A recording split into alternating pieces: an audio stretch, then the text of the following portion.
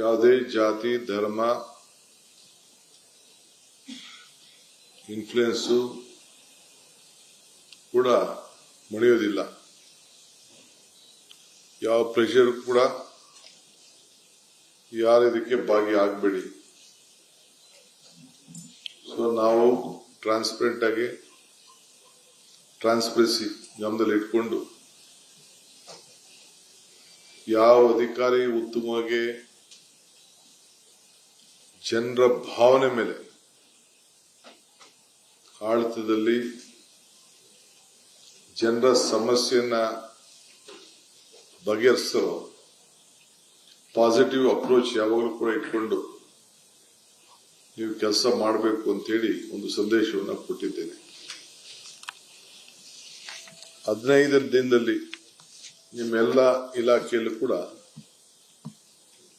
ಒಂದು action plan ಅನ್ನ department ಅವರು ಸಿದ್ಧಪಡಿಸಬೇಕು ಅಂತ ಹೇಳಿ ತಿಳಿಸಿದ್ದೇನೆ. ಎಲ್ಲರೂ ಕೂಡ ಅಕೌಂಟಬಲ್ ಆಗಿರಬೇಕು. ಈ ದೇಶದಲ್ಲಿ ವಿದ್ಯಾವಂತಿಲ್ಲದವರು ನಡೀತದೆ, ಬುದ್ಧಿವಂತಿಲ್ಲದವರು ನಡೀತದೆ, ಆದರೆ ಪ್ರಜ್ಞಾವಂತಿಕೆ ಬೇಕು ಅನ್ನೋದು ಹಿರಿಯರು ಹೇಳ್ತಾರೆ. ನಿಮಗೆ ಬೇಸಿಕ್ ಕಾಮನ್ ಸೆನ್ಸ್ ಬೇಕು. For every problem there is a solution. Positive attitude, positive approach ಇದು ಇರಬೇಕು ಅಂತ ಹೇಳಿದೆ.